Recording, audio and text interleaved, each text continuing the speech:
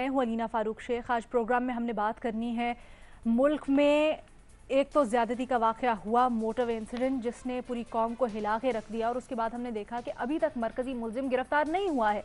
1 महीना हो गया, लेकिन इस तरह के वाक़यात बार बार रिपोर्ट हो रहे हैं। कल रात भी इस तरह के 2 वाक़यात रिपोर्ट हुए हैं। इतनी दरिंदगी, इसके बावजूद इतनी खामियां नज़र आ रही हैं हमें। पुलिस के रवैये की बात करें या क्रिमिनल इन्वेस्टिगेशन की बात करें, उसमें कुछ नहीं होता हुआ नज़र आ रहा। तज्जियाकारों की राय जानेंगे उसके ऊपर, लेकिन पहले थोड़ी बात कर लेते हैं मुल्क की मईशत की और जो सियासी फोरम पर हो रहा है सारी हलचल उसकी भी। तो जनाब, एक तरफ तो अपोजिशन का इत्तेहाद है जो कि ना सिर्फ पॉलिटिकल विक्टिमाइजेशन जो कि उनके साथ हो रही है उसका एजेंडा उठाए हुए हैं, बल्कि मुल्क में बढ़ती हुई महंगाई जो कि एक्चुअल मसला है आवाम को और आवाम को परेशान कर रही है। जो अशिया खुरनोश हैं, बुनियादी अशिया हैं, लोगों को उनको इतनी महंगी हो गई हैं कि अफोर्ड नहीं कर पा रहे हैं। दूसरी जानिब अभी आज ही की खबर है कि नेपरा ने बिजली के रेट दोबारा से बढ़ा दिए हैं, तो लोगों का जीना मुश्किल हो गया, जीरन हो गया। आवाम दुहाइयां दे रही है कि इतनी महंगाई है, हम किस तरह से आगे चले। ये सब कुछ एक तरफ, दूसरी जानिब आलमी बैंक ने जो पाकिस्तान से मुतल्लिक रिपोर्ट जारी की है वो भी आदाद शुमार कुछ अच्छे नहीं है। पाकिस्तान का ग्रोथ रेट, शरह नमू हालिया फाइनेंशियल ईयर यानी 2021 के लिए 8.5% रहने की पेशगोई की है। जो हुकूमत ने अपना हदफ मुकर्रर किया था तीसरे साल के लिए वो 2.1 था, तो बहुत बड़ा डिफरेंस है। अपने माहिरीन की इसके ऊपर भी राय लेंगे कि जो इतना बड़ा डिफरेंस है इसको कैसे कवर कर सकते हैं। क्या ये कोरोना सिर्फ वजह है या फिर दीगर भी चीज़ें हैं जिसको क्या हुकूमत संभाल पाएगी या नहीं। ऐसे में जैसे हम बात कर रहे थे अपोजिशन इत्तेहाद की, तो उसमें यह भी है कि अपोजिशन महंगाई जो आवाम को बड़ा सता रही है इसका भी एजेंडा उठाए हुए हैं और इसके ऊपर बड़े सख्त बयान दिए हैं। मरियम नवाज साहिबा ने कैटेगोरिकली ये कहा है कि जी हुकूमत बेसाखियों पे है, ये तो अपने बोझ तले ही दब जाएगी। अब सारी सिचुएशन को मद्देनजर रखते हुए हमने आज बुनियादी सवाल किया जिसको हम ज़िमनी सवालों से सपोर्ट करेंगे कि बढ़ती महंगाई और माशी सूरत हाल, ये दो कैफियत हैं। तो अब इसको मद्देनजर रखते हुए हुकूमत को ज्यादा खतरा किससे है, अपोजिशन की तहरीक से या माशी कारकर्दगी जिसकी अपनी है उससे। और पैनल पर आज हमें ज्वाइन कर रहे हैं हफीजुल्लाह न्याजी साहब, बाबर सत्तार साहब, शहजाद इकबाल साहब, महमूद सरफराज साहिबा और रीमा उमर साहिबा भी हमारा साथ दे रही हैं। सबसे पहले न्याजी साहब आपसे स्टार्ट करना चाहूंगी क्योंकि मरियम औरंगजेब साहिबा आज आई हैं और उन्होंने बड़ी एक दबंग स्टेटमेंट दी है। वो कहती हैं जी कि अवाम ये जो महंगाई के झटके इनको आखिरी समझे क्योंकि अब मुल्क की तारीख तकदीर नवाज शरीफ के हाथों में है। तो आपको लगता है कि इससे हालात बेहतर होंगे? देखिए जी, दबंग तो बयानात आप आएंगे और ख़ुसूसन मियाँ नवाज शरीफ साहब हो या मरीम नवाज शरीफ साहब हो या मरीम औरंगजेब साहब हो या मुस्लिम लीग के वो लीडर जिनके अंदर अगर जो करेज है, कोई एक अंदर से जो जिसको कहना चाहिए कि ताकत है, कन्विक्शन है, तो स्टेटमेंट इससे भी ज़्यादा दबंग देंगे और सख्त देंगे।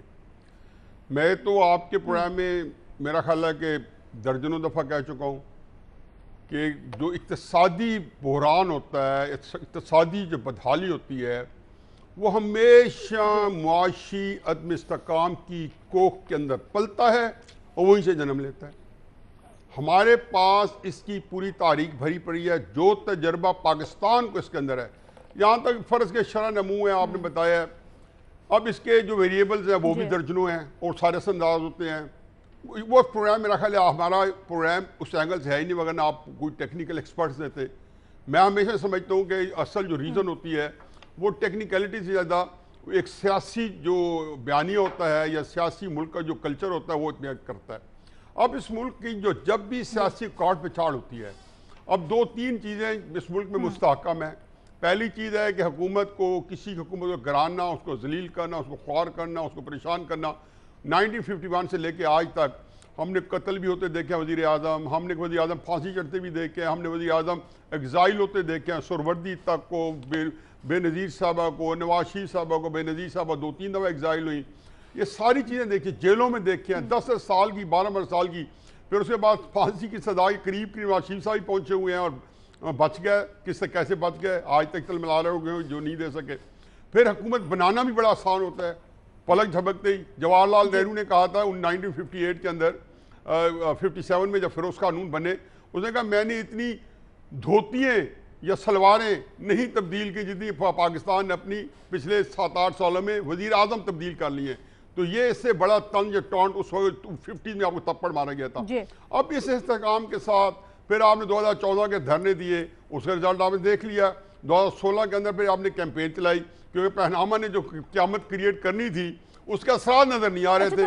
फिर पूरे पाकिस्तान को हल्का में जाकर कर दिया गया। यही कह रही है ना, अभी तो ऑपोजिशन यही कहती है हम तहरीक चलाएंगे दिसंबर तक। तो अभी आप उसी तरह का कुछ आउटकम देख रहे हैं। एक ही बात है कि तहरीक ने रही सही कसर पूरी करनी है। मैं आपकी बात को एंडोर्स कर रहा हूँ।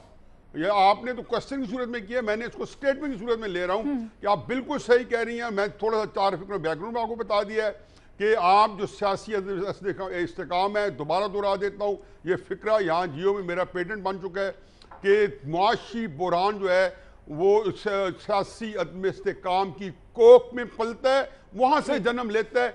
बाकी चीज़ें ज़िमनी हैं बीबी। जितने नमू के इशारे हैं, बाबस्तार साहब बैठे, शहजाद साहब बैठे, रीमा बैठी, ये मेरे ख्याल मैमल बैठे, ये आपको और मजीद रोशनी डालेंगे। शुक्रिया। ठीक है जी। शहजाद इकबाल साहब, थोड़ी सी इसमें कुछ इकोनॉमी से मुतालिक आज़ाद शुमार हैं, इसको आम आदमी के लिए आसान बनाने के लिए आपसे पूछ रही हूँ। ये जो 0.5 का ग्रोथ रेट प्रिडिक्ट किया गया है, जो पहले से सताए हुए अवाम हैं, जो पहले से जिनके दिल धुके हुए हैं इतनी बढ़ती हुई महंगाई से, क्या आप एक्सपेक्ट कर रहे हैं आगे उनके लिए कैसी चीज़ें होंगी? एक तरफ तो ये है, लेकिन पाकिस्तान अगर देखा जाए कोरोना से उतनी बुरी तरह हिट नहीं हुआ जितने बाकी हैं, तो इकोनॉमिकली हमारे लिए पॉजिटिव भी है। देखिए, आपके सवाल का जवाब तो पहले ये है कि मेरी नजर में तो हमेशा जो इकोनॉमिक इश्यूज हैं वो प्रायोरिटी पर होते हैं और होने चाहिए गवर्नमेंट की। तो मुझे नहीं लगता कि ऑपोजिशन की तहरीक से इतना मसला है, लेकिन ऑपोजिशन की तहरीक से जो सियासी अदम इस्तेकाम होगा और उससे जो माशी अदम इस्तेकाम होगा, उससे हमें ज्यादा खतरा है। खासतौर पर एक ऐसी हुकूमत को जिसने अपना पहला साल जाया कर दिया ऑलमोस्ट इस चक्कर में कि हम IMF में जाए या ना जाए, और उस साल हमारी ग्रोथ जो है वो 1.9% थी। फिर दूसरे साल में हमने थोड़ी सी स्टेबलाइजेशन देखी, क्योंकि IMF प्रोग्राम में हम चले गए थे, मल्टी लैटरल बायलैटरल जो हमें लोन्स मिल रहे थे उससे एक स्टेबलाइजेशन आ रहा था और मईशत में। लेकिन फिर कोरोना आ गया, उसकी वजह से आपने देखा कि मनफी हमारी जो ग्रोथ थी वो 0.4% थी। कल डॉक्टर हफीज पाशा ने कहा है कि जब नंबर्स रिवाइज होंगे तो वो तकरीबन 1.4% नेगेटिव होगी। ये बात तो दुरुस्त है, क्योंकि पाकिस्तान में इकोनॉमिक एक्टिविटी ज्यादा जल्दी शुरू हो गई, क्योंकि कोरोना ने उतना ज्यादा हिट नहीं किया। इसलिए हम पूरी दुनिया में और रीजन में इतना ज्यादा नहीं गिरे। मिसाल के तौर पे इंडिया जो है वो 9.6% गिरा था। उनकी लास्ट क्वार्टर की खाली जो ग्रोथ है वो -20% से ज्यादा थी। बरतानिया की भी -20% से ज्यादा थी।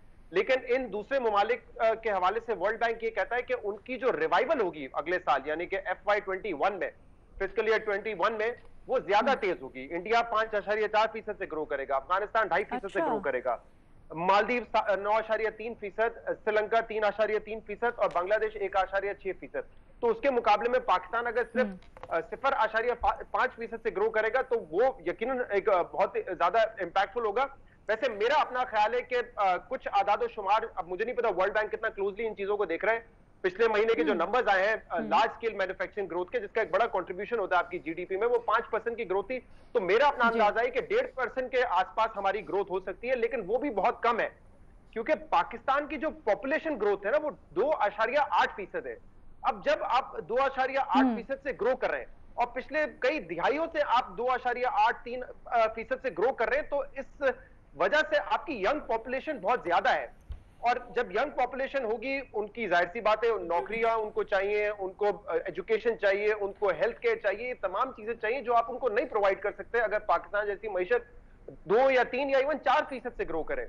हमें सस्टेनेबली अगर हम 6 या 6.5% से ग्रो करेंगे, तब आप वो ख्वाब पूरा कर सकते हैं कि आप 5 साल में जो 1 करोड़ नौकरियां देंगे। यहाँ तो हर साल हम देखते हैं कि वर्कफोर्स में 15-20 लाख लोग ऐड होते हैं, लेकिन जो इस वक्त हालात है, अगर आप 3-4% से भी ग्रो करेंगे, आप उल्टा बेरोजगारी में इजाफा कर रहे होंगे। तो आसान लफ्जों में जो आपने कहा, इस वक्त जो लोगों की प्रॉब्लम है वो ये है कि मुल्क इतनी तेजी से ग्रो नहीं कर रहा, जिसकी वजह से जॉब अपॉर्चुनिटीज नहीं क्रिएट हो रही हैं, और उल्टा जो इन्फ्लेशन है, जो महंगाई है, वो इस वक्त बड़ी खतरनाक है। अब इस पर हुकूमत जो भी बात करे, लेकिन जो सबसे ज्यादा मुतासर आपको करता है ना, वो फूड इन्फ्लेशन करता है। गरीब आदमी क्या करता है, घर का रेंट देता है, शायद सरकारी स्कूल में बच्चे जाते होंगे या हेल्थ उसकी सरकारी। शहजाद, एक और चीज बड़ी अलार्मिंग है। वर्ल्ड बैंक की रिपोर्ट के मुताबिक उन्होंने कहा है अगले 2 साल तक पाकिस्तान की जो आउटलुक है वो फ्रैजाइल है। तो इस तरह से अगर आप देखें तो क्या आपको लगता है मामला थोड़ा कंट्रोल कर पाएगी हुकूमत गिवन ऑपोजिशन का एहतजाज भी? देखिए बिल्कुल नहीं कर पाएगी, क्योंकि मसला ये है ना कि एक तो हम ग्रो नहीं कर रहे हैं, इसका मतलब ना आपकी हमारी सबकी तनख्वाहों में इजाफा हो रहा है, ना नया रोजगार आ रहा है, और दूसरा इन्फ्लेशन बड़ा हिट कर रहा है। पिछले महीने के जो नंबर है वो रूरल एरियाज में जो फूड इन्फ्लेशन है 15% है। अब ये अफोर्ड नहीं कर सकते आप।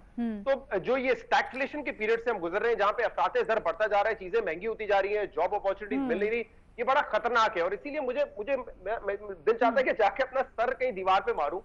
आप एक कोरोना से निकले, एक स्टेबलाइजेशन फेज में जा रहे हैं, आप मईशत पे तवज्जो दें।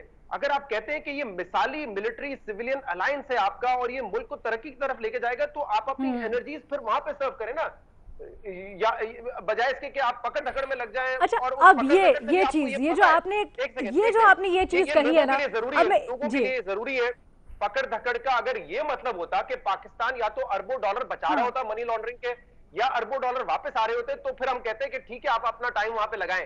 लेकिन ये पहली मीटिंग में मैंने, या दूसरी मीटिंग थी वजीर आजम साहब की, उनसे मैंने बताया था जो आपके इर्द गिर्द बैठे हुए हैं आपको ये मशवरा देते हैं कि हम इसको पकड़ लेंगे, उसको पकड़ लेंगे, 10 बिलियन डॉलर आ जाएंगे, 5 बिलियन डॉलर आएंगे। ये नहीं होना है, तो इस पे टाइम ना जाया करें, बजाय ये नहीं। अच्छा, यही वाला जो पॉइंट है ना, ये मैं आगे जरा इस कॉन्वर्सेशन को लेके जाना चाहती हूँ। बड़ा अच्छा आपने पॉइंट उठाया है महमल, लेकिन अभी भी हमने ये देखा, कल की बात है, शिबली फराज साहब से जब महंगाई पर सवाल, उन्होंने कहा हाँ जी हमें इदराक है, बड़ी महंगाई हो गई है, इजाफा हो गया, लेकिन इसकी जिम्मेदार भी ऑपोजिशन है। हुकूमत को पता है महंगाई है, लेकिन इसकी जिम्मेदार भी ऑपोजिशन है। हम ठीक कर रहे हैं मामला, लेकिन बाकी सब चीज़ों की जिम्मेदार हुकूमत ऑपोजिशन है। तो जब इस तरह का एटीट्यूड होगा तो फिर हम किस तरह से आगे बढ़ेंगे? एक जुमला जी ऑफ प्लीज जी जी जी हाँ, सॉरी महमूद जी, अभी हमारे प्रोग्राम में भी बहस थी असद उमर साहब से। देखें, ये जो इस वक्त इन्फ्लेशन के मसाइल है ना, ये डिमांड की वजह से नहीं है कि डिमांड ज्यादा है, अशियों की और चीजों की कीमतें बढ़ी हैं, ये इनके इंतजामी फेलियर की वजह से है। इनको आदादो शुमार नहीं पता होता कि शॉर्टेज और डिमांड कितनी है, सप्लाई कितनी है, जिसकी वजह से गलत आदादो शुमार की वजह से ये फैसले डिले करते हैं। फिर जब फैसला कर देते हैं कि मिसाल के तौर पर आपने चीनी इंपोर्ट करनी है या आपने वीट इंपोर्ट करनी है, उसमें ताखीर होती है, अपने सप्लाई साइड को ये मैनेज नहीं कर पा रहे, जिसकी वजह से इन्फ्लेशन है। इसमें किसी मैं तो बड़ा नाकिद रहा हूं पिछली गवर्नमेंट की कुछ इकोनॉमिक पॉलिसीज का, लेकिन ये जो मसाइल है इसमें पिछली गवर्नमेंट का नहीं किरदार है, ये इस हुकूमत की एडमिनिस्ट्रेटिव फेलियर है, जिसकी वजह से इस वक्त कीमतें बढ़ी हैं। और अच्छा, ये मैनेजेरियल प्रॉब्लम्स हैं और इसके ऊपर हम जाके बात करते हैं, क्योंकि वो यूटिलिटी स्टोर्स वाला मामला, चीनी वाला मामला, गंदम दोबारा से सर उठा रहे हैं। महमल, आपका कमेंट पहले प्लीज। जी देखिए अलीना, जो शहजाद ने बहुत अच्छी बात की, उन्होंने यही जो शिबली साहब का आपने सवाल मुझसे किया था, मेरे ख्याल में शहजाद ने उसका जवाब दे दिया, और वो ये है कि जो डिसीजंस यानी जो टाइमली लेनी चाहिए, जो उनमें डिले है, जिस तरह पहले साल में ही वो IMF के पास जाना है नहीं जाना, उसकी वजह से जो डिले हुआ, उसकी वजह से हमारी मईशत किस तरह असरअंदाज हुई। तो यही चीज़ जो है, महंगाई आप पिछली हुकूमतों पे आप ज़रूर चीज़ें डालते रहे, लेकिन कब तक डालेंगे? आपकी डिसीजंस का पिछली हुकूमतों से तो कोई ताल्लुक नहीं है।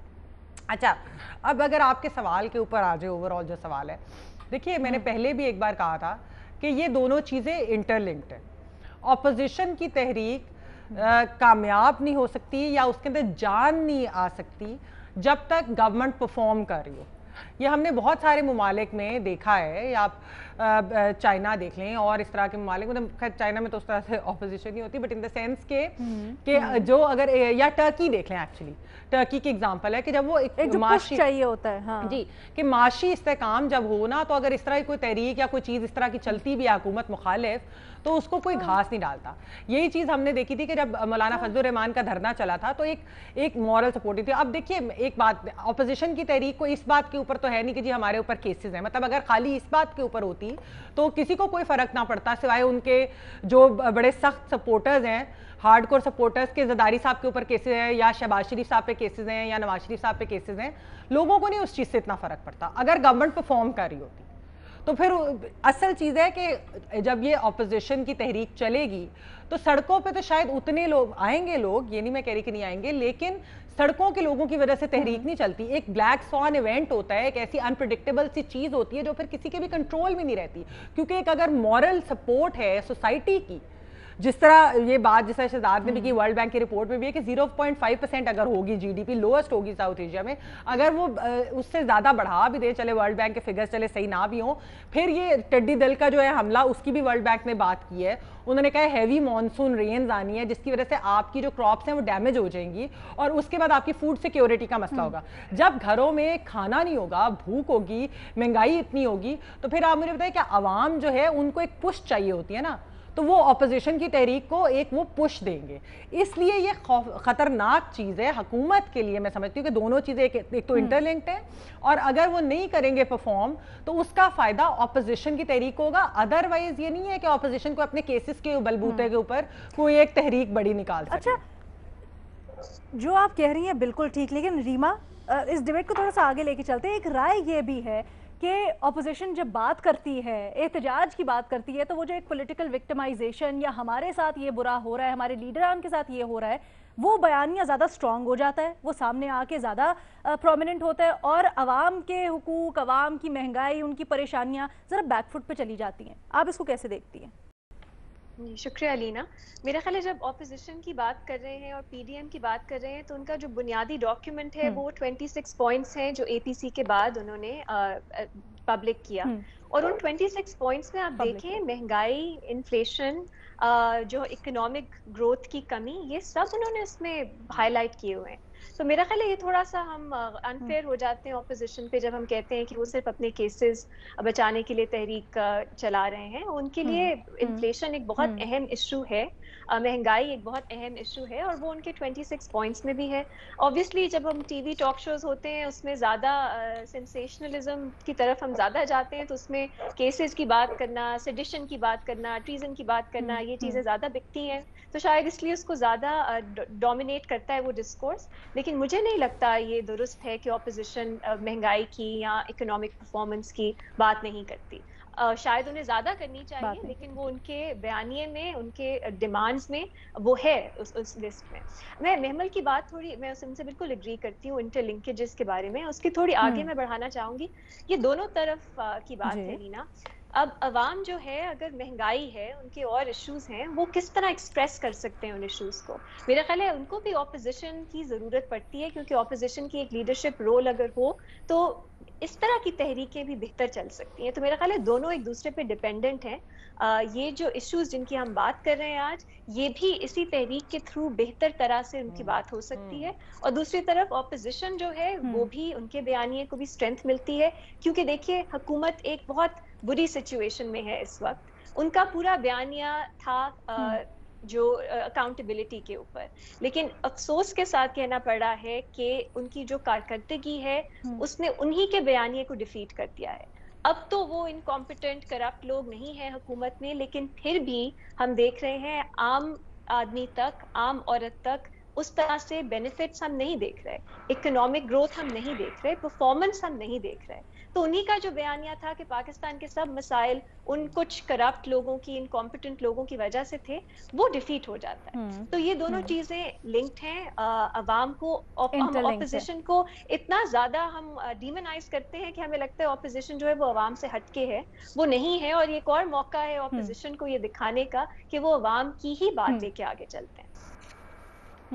ठीक है। अच्छा बाबर सत्तार साहब, हुकूमत ये कहती थी कि तीसरे साल से हम अपने ग्रोथ फेज़ में जाएंगे, उसके बाद अनफॉर्चुनेटली कोरोना हो गया तो उसने थोड़ा सा इसको हॉल्ट कर दिया। लेकिन अब ऑपोजिशन, इसी दौरान अगर ऑपोजिशन करेगी एहतजाज, धरने, जलसे, तो क्या हुकूमत को ये कहने का मौका नहीं मिल जाएगा कि जी हम तो जाने वाले थे उस फेज़ में, या हम तो चीज़ों पे कंसंट्रेट करना चाहते थे, लेकिन क्योंकि ये लोग हमें दूसरे मसलों में उलझा रहे हैं तो हमारी डाइवर्ट हो गई अटेंशन? जी जरूर कहेगी हुकूमत ये, लेकिन मेरा ख्याल है कि हुकूमत को इन दोनों इश्यूज में से खतरा नहीं है। अगर आप 5 साल पूरे करने की बात करें, मेरा ख्याल है कि मुल्क को खतरा जरूर है और इन दोनों चीजों से है। देखिए कितने 62 साल पहले पहली दफा कॉन्स्टिट्यूशन आज के दिन एब्रोगेट हुआ था 1958 में। तो हमारा जो सबसे बड़ा मसला जो मुझे नजर आता है वो ये है कि हमने अभी तक rules of the game define नहीं किए। जब आप एक गेम खेल रहे हैं और उसके रूल्स ही डिफाइन नहीं है, तो फिर आप तो हर वक्त अपनी कुर्सी बचाने के चक्कर में है। यानी ये जो पॉलिटिकल इंस्टेबिलिटी है हमारे मुल्क में, ये इतनी स्पेस नहीं छोड़ती पॉलिसी स्पेस नहीं छोड़ती कि आप फोकस कर सकें 5 साल के कॉन्टेक्स्ट के अंदर कि ये हमारा मैनिफेस्टो था, ये हमारा डिजाइन है और इसे अब हम इम्प्लीमेंट करने जा रहे हैं। सो एक ये बहुत बड़ा मसला है जो पॉलिटिक्स को भी अंडरमाइन करता है, पॉलिटिकल स्टेबिलिटी को और इकोनॉमिक स्टेबिलिटी को भी अंडरमाइन करता है, बिकॉज आपकी जो एनर्जी है और जो पॉलिसी स्पेस है वो क्लाउड हो जाती है और उसमें आप और काम में लगे होते हैं। अभी देखिए, आपने ये सारे मसले बयान किए, हम यहाँ पे जितने दोस्त हैं सबने बयान किए मसले, लेकिन आपको कितना नजर आते हैं मिनिस्टर्स कि वो ब्रीफ करें? और इससे पिछली गवर्नमेंट भी निकाल के देख लें, 2014 से धरना चल रहा था, तो जो सारी एनर्जी थी गवर्नमेंट की वो इस चक्कर में लगी और वो ये कहते रहे जो आप कह रही हैं कि ये इस हुकूमत को मौका मिलेगा। पीएमएलएन की गवर्नमेंट ये कहती रही कि हम तो अभी 2013 में आए थे, 14 में अब हम किसी तरफ चलना शुरू हुए थे, काम नहीं करने दिया गया पूरी तरह और हमें काम नहीं करने दिया।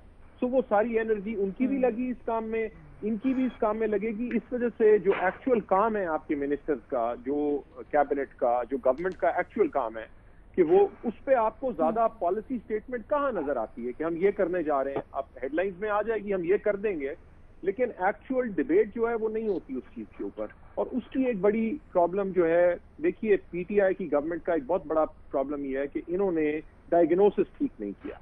उनकी मजबूरियां होंगी, अपनी अपनी जरूरत होगी, इनका डायग्नोसिस ये था मुल्क का कि इसमें एक गवर्नमेंट या 2 पॉलिटिकल पार्टीज के लोग पैसे ले जाके बाहर कहीं रख रहे हैं, हम उन्हें बाहर ले जाने से मना कर देंगे और इनके बाहर रखे पैसे वापस ले आएंगे और मुल्क के अंदर दूध और शहद की नहरें बहनी शुरू हो जाएंगी। जो करप्शन हमारे मुल्क का मसला है, लेकिन ये एक इंस्टीट्यूशनलाइज्ड मसला है। हमारे मुल्क का मसला एक इलीट कैप्चर है, एक पॉलिटिकल पार्टीज का कैप्चर नहीं है। जितनी हमारी एलीट्स हैं, जो पावर एलीट्स हैं, वो सब जो है एक तरह से ट्रांसफॉर्म कर रही हैं पब्लिक वेल्थ से प्राइवेट वेल्थ को। तो जरूर इस मुल्क में लोग अमीर हो रहे हैं, लेकिन वो किसी एक वो पॉलिटिकल क्लास के लोग नहीं है, वो तमाम हमारी पावर एलीट के लोग हैं। और जो करप्शन भी है वो इंस्टीट्यूशनलाइज है। ये नहीं है कि पीटीआई की गवर्नमेंट आई है तो आम बंदे के जो करप्शन के इश्यूज हैं, जो डे टू डे उसकी प्रॉब्लम्स हैं, जहां उसे पैसे देने पड़ते हैं कोर्ट कचहरी के अंदर, वो खत्म हो गए हैं। ये ऐसा नहीं हुआ। सो इस वजह से इनका डायग्नोसिस गलत था कि मुल्क की तरक्की के लिए क्या चीजें जरूरी हैं। वो हमारा गवर्नेंस का प्रॉब्लम है। हमारा प्रॉब्लम ये नहीं है कि 2 इंडिविजुअल्स हैं जो पैसे खा रहे हैं इस मुल्क में। सो जब आपका फोकस इस तरह का होगा, अच्छा अब उनका फोकस कंप्लीटली, जिस तरह रीमा कह रही है, उनका फोकस कंप्लीटली इस चीज पे है कि हम अपने थीसिस को सही बयान करें कि देखें अभी भी यही प्रॉब्लम है, वो देखें वहां पे, बिकॉज आपके पास और कुछ शो करने के लिए नहीं है। तो सारा टाइम आपको ये 5 बजे पीआईडी के ऊपर आके मिनिस्टर्स बैठ जाते हैं और वही उनकी बातें हैं। और एक आम बंदा जिसके घर में रोटी पूरी नहीं हो रही इस वक्त, जिसके पास बिजली का बिल और आगे गैस के बिल आने हैं और वो उस परेशानी में है, वो हैरान है बैठ के मिनिस्टरों की बातें सुन के कि भाई आप किस दुनिया में रह रहे हैं यार, हमारे मसले ही और हैं। सो बड़ा डिस्कनेक्ट है यहाँ पे, लेकिन बिल्कुल सही बात कर रहे नहीं। हैं, बिल्कुल सही। हाँ अलीना से मैं ठीक, लेकिन बिल्कुल सही आप निशानदेही करें। यही है कि हेडलाइन वो इतनी, ये इन लोगों की बयानात या बातें हैं वो हो जाती है कि उसके ऊपर फोकस पूरा का पूरा चला जाता है। महमल कुछ कहना चाहती है, उसके बाद मैं शहजाद साहब से भी एक सवाल करना चाहूंगी। जी महमल। जी मैं अलीना सिर्फ इसमें ये कहना चाही थी कि जो केसेस की बात एक ऑपोजिशन की है वो ये कि अगर खाली ऑपोजिशन इसलिए निकलती कि हमारे ऊपर केसेस है जो कि सही नहीं बने हुए, तो शायद उसकी एक मॉरल सपोर्ट ना हो सोसाइटी से, क्योंकि उन्हें शायद उनके अपने हार्डकोर सपोर्टर्स के अलावा शायद लोगों को इतना ना फर्क पड़े अगर गवर्नमेंट परफॉर्म कर रही हो। क्योंकि गवर्नमेंट परफॉर्म भी नहीं कर रही, माशी कारकर्दगी भी इतनी बुरी है, आम आवाम के मसाइल है जिसपे ऑपोजिशन बात भी कर रही है, बार बार कर रही है। जब आवाम नाखुश होती है पहले से ही, तो वो उसको एक जवाब मिल जाता है जब ऑपोजिशन कर रही होती है एहतजाज। लेकिन शहजाद साहब, जाते जाते ब्रेक पे, ये जो आज मरियम औरंगजेब साहिबा ने कहा है स्टेटमेंट में, थोड़ा सा इसके ऊपर आपका कमेंट चाहूंगी। वो कह रही है जी खुशखबरी है कि अब इनकी तकदीर यानी आवाम की तकदीर दोबारा नवाज शरीफ के हाथ में। तो मैं थोड़ा सा इसको समझना चाह रही हूँ, स्टेटमेंट को मुझे नहीं समझ आ रही। कि मेरी नाअहली कहिए, मेरी कम अकल कहिए, जो मर्जी इसको कह लें आप। वैसे तो आपने रॉन्ग नंबर मिलाया है, इसकी वजाहत मेरे ख्याल से मरियम औरंगजेब साहिबा ही दे सकती हैं। लेकिन मेरे ख्याल से एक सियासी बयान है, वो कहना चाह रही है कि नवाज शरीफ साहब जो हैं वो अब सियासी मैदान में आ गए और अब वो आगे डिक्टेट करेंगे कि पाकिस्तान की पॉलिटिक्स कैसे चलेगी, एक तहरीक चलाएंगे। मुझे लगता है यही मतलब है, जहां तक आपकी बात से मैं समझाऊं। सर वो महंगाई और जो सारा कुछ अवाम जिन मुश्किलात से गुजर रही है, उन परेशानियों का हल नवाज शरीफ साहब को बता रही हैं। लेकिन क्या आपको लगता है ये हल है? नहीं, देखिए इन द शॉर्ट रन तो अगर आप किसी भी इस वक्त नून लीग के शख्स के साथ बैठ के बात करेंगे ना, अब मैं नाम तो नहीं ले सकता, लेकिन वो आपको यही कहेंगे कि इस वक्त जिस हाल में मुल्क है, बड़ा मुश्किल होगा यहाँ से निकालना। IMF के प्रोग्राम हम कंटिन्यू कर पाते हैं, नहीं कर पाते, उस पर बड़े सवालिया निशान है। उसके लिए बिजली महंगी करनी पड़ेगी, गैस महंगी करनी पड़ेगी, ये तमाम रुकावटें तो है सामने, और ये कोई आसान हल नहीं है जहां पर हमें, खासतौर पर पोस्ट कोविड, ये हमें नहीं भूलना चाहिए कि इस वक्त दुनिया की मईशत भी सफर कर रही है, कोविड की वजह से बड़ा नुकसान हुआ है। तो हम इसको थिंग्स एज यूजुअल ना लें, वरना कोविड ना होता पिछले साल शायद 3% से ग्रो करते, इस साल शायद हम 4% से ग्रो कर रहे होते, लेकिन वो सिनेरियो नहीं है इस वक्त। तो यकीनन एक मुश्किल टाइम तो है, और किसी एक पार्टी के बस की बात नहीं कि चुटकी में आके मामला को हल करते, but having said that, Noon league का एक्सपीरियंस क्योंकि ज्यादा था, तजुर्बा ज्यादा था, अब हमें पता चला इस हुकूमत की जो कुछ जो डिसीजन मेकिंग में लेजीनेस कह लें, या वक्त पे वो नहीं ले पाते या समझ नहीं आती, उसका ताल्लुक है इस बात से कि इनकी ना तजुर्बेकारी नजर आ रही होती है। अब वो एक अलग डिबेट है कि PMLN के पास 5 साल से उनकी इकोनॉमिक पॉलिसी अच्छी थी या बुरी थी, उसमें मेरे ख्याल से बहुत बहस हो सकती है। ऐसा नहीं कि तमाम चीजें अच्छी थी, बहुत सारी चीजें बहस हो सकती, ठीक है, गलत थी जी। एक काम करते हैं, एक छोटा सा ब्रेक लेते हैं। ब्रेक के बाद जी बड़ा ही इंपॉर्टेंट इशू है, हमने उसके ऊपर बात करनी है, अपनी तज्जियाकारों की राय जाननी है। Take a very short break and will be right back.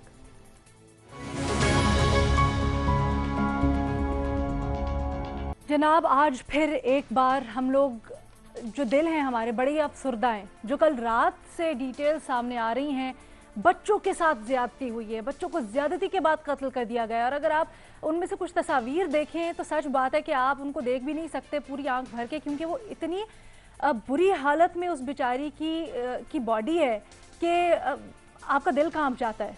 लेकिन ताज्जुब की बात है कि वो लोग जो करते हैं, दरिंदे, उनको कुछ नहीं होता, उनके दिल नहीं कांपते, उनके हाथ नहीं कांपते। लेकिन उससे बड़ी बात यह है कि सब कुछ करके ये लोग भाग जाते हैं और कोई पकड़ता नहीं है। 1 महीना हो गया मोटरवे ज्यादती केस को ले लें, हम ये तो कह रहे हैं कि ठीक है जी, हम उसकी रिपोर्टिंग नहीं करेंगे, उसमें आगे क्या हो रहा है उस पर बात नहीं करेंगे, लेकिन मरकजी मुल्जिम 1 महीने से फरार है, गिरफ्तार नहीं हुआ है। क्यों नहीं हुआ है, क्या वहाँ पर खामियां हैं, क्या करना चाहिए, उसके ऊपर भी बात नहीं हो रही। हुकूमत ने जो कहा था हंगामी इक़दाम करेंगे, वो भी कुछ नज़र नहीं आ रहे हैं। और फिर इस तरह के वाक़यात जो पहले हो रहे थे, अब उनके बारे में ज़्यादा बात हो रही है, रिपोर्ट हो रहे हैं और होते चले जा रहे हैं। आज हम अपने एनालिस्ट से पूछना चाह रहे हैं कि जी ज़्यादती के केसेस में कमी ना होने की वजह है क्या। ओपन ऑप्शन है सबके पास। उमर साहिबा, सबसे पहले आपका कॉमेंट चाहेंगे।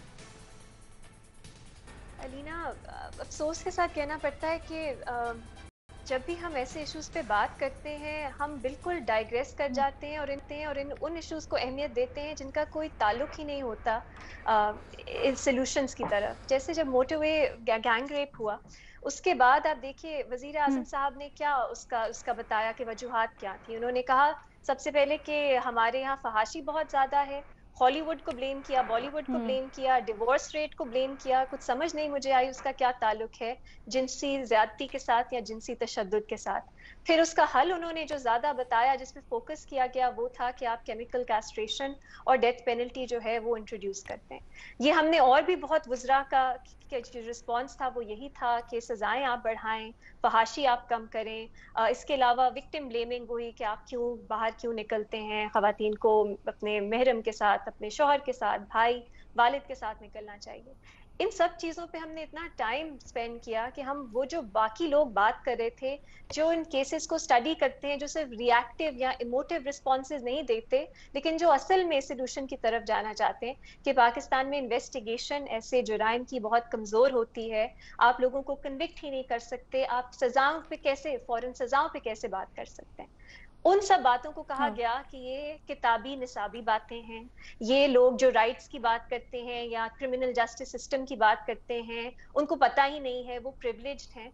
इस तरह का जब तक हम रिस्पॉन्स खत्म नहीं करेंगे और हम रिएक्शन और इमोशन और रेट्रिक से निकल के संजीदा सॉल्यूशंस की तरफ नहीं जाएंगे, तब तक अनफॉर्चुनेटली ऐसे केसेस होते रहेंगे। सिर्फ पाकिस्तान में नहीं, ये दुनिया भर का मसला है और दुनिया भर से कुछ बेस्ट प्रैक्टिसेस सामने आई हैं, वो हमने पाकिस्तान में भी इंक्लूड करनी है। लेकिन अनफॉर्चुनेटली हमारी तवज्जो हमेशा होती है विक्टिम ब्लेमिंग की तरफ, फहाशी की तरफ, सजाओं की तरफ।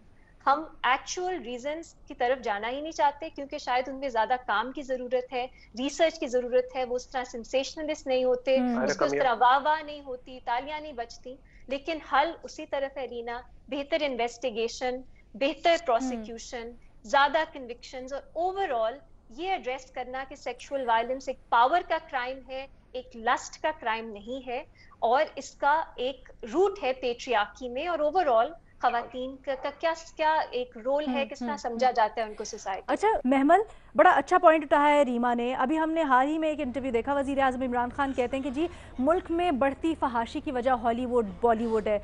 देखिए अलीना, रीमा ने बहुत अच्छी तरह सारी बात को समेटा है, बहुत उसने अच्छे पॉइंट्स रेज किए कि एक मिसअंडरस्टैंडिंग है हमारे, ये खाली वजीर आज़म साहब की बात नहीं है, हमारी एक सोसाइटी के अंदर भी एक मिसअंडरस्टैंडिंग है रेप और सेक्सुअल असॉल्ट के बारे में। वो एक वायलेंट क्राइम है, यानी कि वो एक जुर्म है, तशद्दुद है, वो मुजरिमाना तशद्दुद, उसको हम बना देते हैं फहाशी से लिंक कर देते हैं, जिसका फहाशी से कोई ताल्लुक नहीं। जिस तरह अभी रीमा ने बात की कि ये पावर से ताल्लुक है, ये सेक्सुअल नहीं, ये लस्ट के अंदर नहीं है, ये बेसिकली एक पावर पैराडाइम के अंदर आता है जब आप किसी को साथ ये करते हैं। क्योंकि जिस तरह रीमा ने भी बात की कि हम पेट्रियार्कल सोसाइटी हैं, यहाँ पर हम औरत को एक इंसान नहीं समझते, हम औरत को एक जिस्म समझते हैं, और वो समझते हैं कि वो मलकियत है किसी की वजह से, उसके साथ कोई भी कुछ भी कर सकता है। तो ये वाली जो चीज़ है ना, इसकी वजह से जो जिनसी तशद्दुद के केसेस हैं ना, वो इस वजह से होते हैं। लेकिन बढ़ क्यों रहे हैं, कम क्यों नहीं हो रहे, वो भी रीमा ने बहुत अच्छी बात की कि हम लोग असल इशू की तरफ आते नहीं हैं और हम दूसरी चीज़ों में चल जाते हैं। आपका क्रिमिनल जस्टिस सिस्टम रिफॉर्म नहीं हुआ, आपकी इन्वेस्टिगेशन जो है वो आपकी मॉडर्नाइज नहीं हुई। पुलिस इन्वेस्टिगेशन की मैं बात कर रही हूँ, एक साइंस है ना पूरी दुनिया में इसके पीछे कि आपने किसी भी क्राइम को, वो मर्डर हो, वो रेप हो, वो सेक्सुअल असॉल्ट हो, वो चोरी हो, एक उसको एक तरीके से आपने एविडेंस के साथ पकड़ना है, उसको एक तरीके से साइंटिफिक आपने वो सारा देख कर करना है।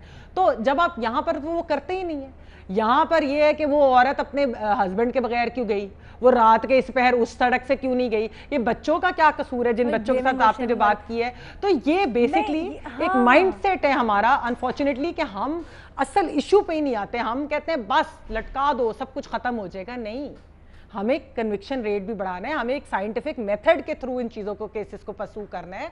और दूसरी चीज़ वही है कि इस पेट्रियार्कल माइंडसेट को हमने चेंज करना है, जिसमें टाइम लगेगा, अवेयरनेस देनी है लोगों को सोसाइटी के अंदर, तब जाकर ये केसेस जो है हमें ये सोचना पड़ेगा हमारी माशरे में क्या तजाद है कि जिसकी वजह से एक तरफ हम इतने ये बन जाते हैं फांसी और दूसरी तरफ ये। हाँ, सेकंड राउंड में मैं आपके पास भी आ रही हूँ क्योंकि हम औरतों पे फोकस, लेकिन ये जो बच्चों के साथ खास तौर पे ये चीज़ भी हो रही है ना, औरतों के साथ भी गलत है, बच्चों के साथ भी, लेकिन ये एक साइकोलॉजिकली हम इसको किस तरह से डील कर सकते हैं, मैं चाहूंगी मैं आपका थोड़ा पर्सपेक्टिव लूं। लेकिन शहजाद इकबाल साहब, अगर आबिद को गिरफ्तार किया जाता, बर वक्त गिरफ्तार किया जाता, तो जो बात कर रही है हुकूमत, वजीर आजम साहब जो कह रहे हैं कि निशाने इबरत, तो वो भी तो इबरत होती ना सबके लिए कि जी हम पकड़े जा रहे हैं।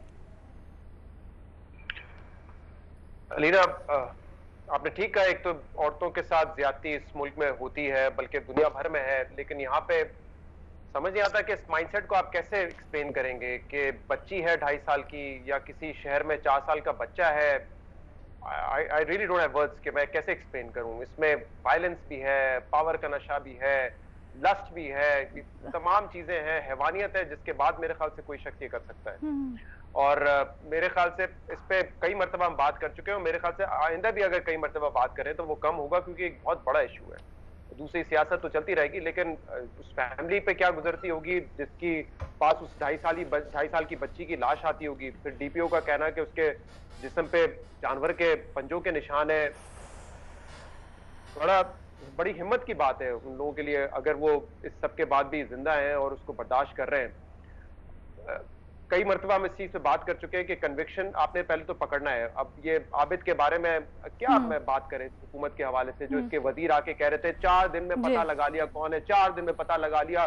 जैनब के कातिल तो 1 महीना 3 महीने में पकड़े गए थे।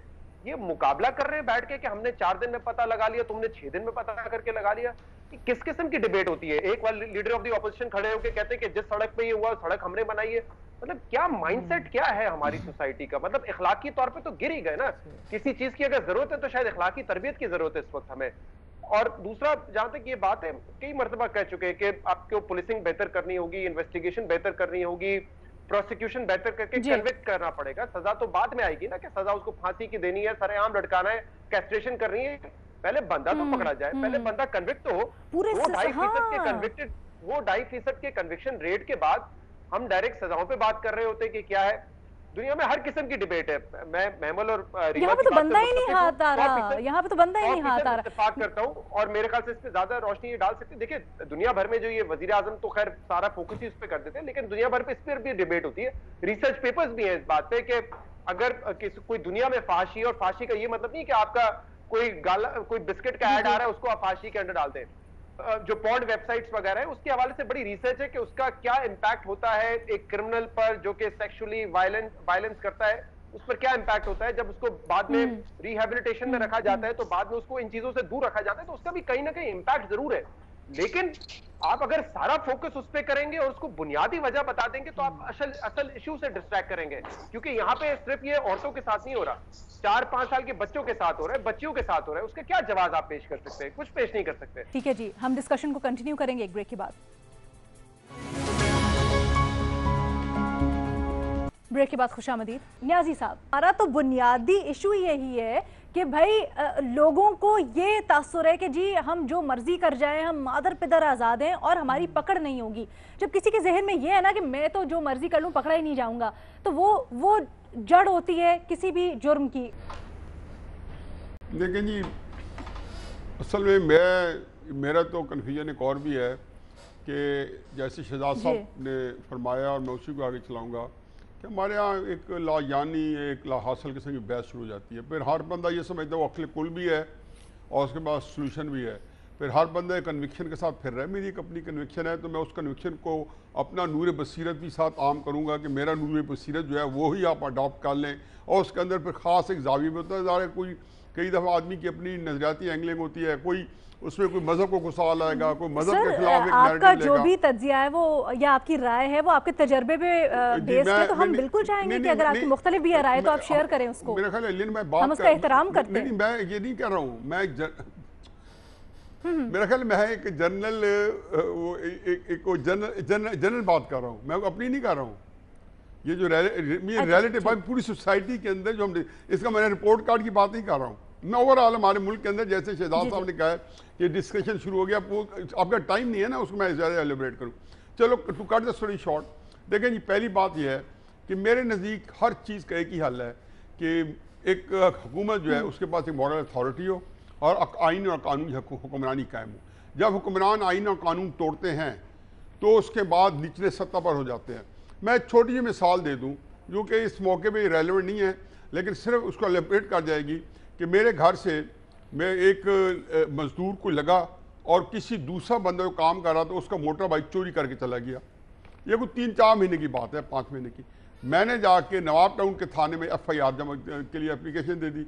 बाबर साहब और रीमा कुछ इसको समझेंगे, वो आज तक दरखास्त पड़ी है। बेचारा थानेदार ही मुझे जानता है, SHO भी जानता है, वो FIR जो है नहीं कट सकी क्योंकि FIR ना कट सकी है ना कोई इन्वेस्टिगेशन हुई है। जहाँ गद्दारी का केस हुआ है तो FIR कट गई। आज़ाद कश्मीर के वज़ीर आज़म पे विदाउट रियलाइजिंग पब्लिक के साथ क्या होगा। मैंने ये मिसाल इसे दी है कि जब आप आइन और कानून को खुद रियासत तोड़ती है या ऐसे कवानीन बनाती है जो उसके फ़ायदे के लिए, और किस तरीके से वो जो है मीडिया का मुंह बंद कराएंगे या सियासतदाना का मुंह बंद कराएंगे या मुआशरे को कैसे अपने कब्जे इस्तेबदाद में देंगे, तो ये सारी चीज़ें इररेलेवेंट हो जाएंगी। यकीन आने के जो बंदे लाहौर में रह रहे हैं वो अपना तजुर्बा बताते हैं, बाबर साहब अपना बताएंगे। इस वक्त मुजरिम एट लॉर्ज है, बिल्कुल इतनी आम है लॉलेसनेस, और फिर बच्चों में कुछ बच्चियों की बड़ी आपने अच्छी निशानदेही की है न्याजी साहब। यही बाबर सत्तार साहब के पास में पॉइंट कहना चाहूंगी क्योंकि ये जो 4 सद्दा वाला वाकया हुआ है ना, बिल्कुल सही आप कह रहे हैं, बिल्कुल। बाबर सत्तार साहब, क्या अफसोस की बात है, हमने मोटरवे वाले वाक़े के ऊपर हर एक ने, मेरा ख्याल है जितने प्रोग्राम्स हुए होंगे सब ने एक एक बंदे ने बताया कि क्या वहाँ पर कोताहियाँ थीं, क्या चीज़ थी, किस चीज़ को बेहतर करने की ज़रूरत है, लेकिन हम लोगों ने कुछ नहीं सीखा। 4 सद्दा वाले वाक़े में भी यही था, जब फर्स्ट रिस्पॉन्डर्स पहुँचे, पुलिस पहुँची तो तनाज़ा क्या खड़ा हो गया, ये तुम्हारी हुदूद है, ये मेरी हुदूद है। देखिए अलीना, ये एक कॉम्प्लेक्स चीज़ है। 1 मिनट के अंदर शायद मैं कोई इंटेलिजेंट बात ना कर सकूं, लेकिन मैं खाली 2 बातें जरूर कहूंगा आपसे।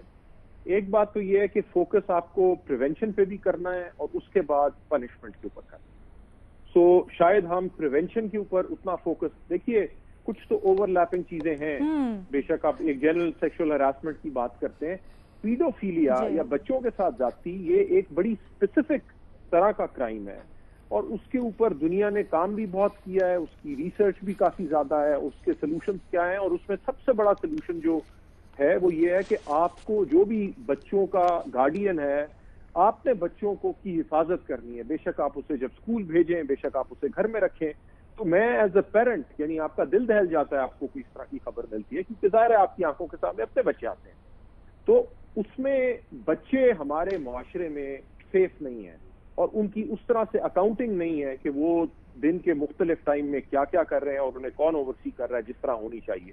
मेरी राय ये है, पहली बात जरूरी ये है कि आप प्रोटेक्ट करें कि उनके साथ ये हादसा, क्योंकि अपने आप को तो नहीं प्रोटेक्ट कर सकते छोटे बच्चे।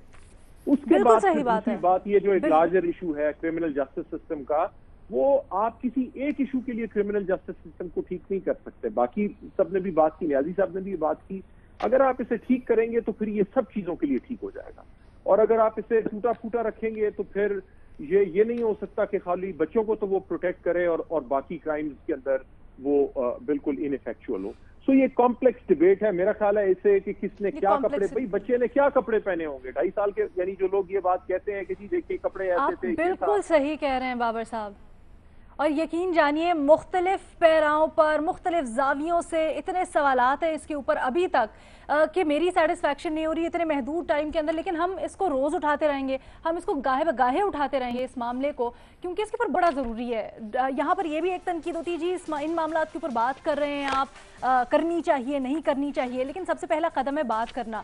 आप प्रॉब्लम को आइडेंटिफाई करें, उसकी निशानदही करें, उसके ऊपर बात करें, ताकि लोग खुल के सामने आए, माशरे की बुराइयां खुल के सामने आए। हम यही कोशिश करेंगे अपने प्रोग्राम के तवस्सुत से कि हम इसको आगे जाके भी उठाते रहें और मुख्तलिफ जावियों से इसके ऊपर डिबेट करते रहें। अभी हमारे प्रोग्राम का टाइम खत्म हो गया, तो आपसे इजाज़त चाहेंगे, फीडबैक ज़रूर शेयर कीजिएगा।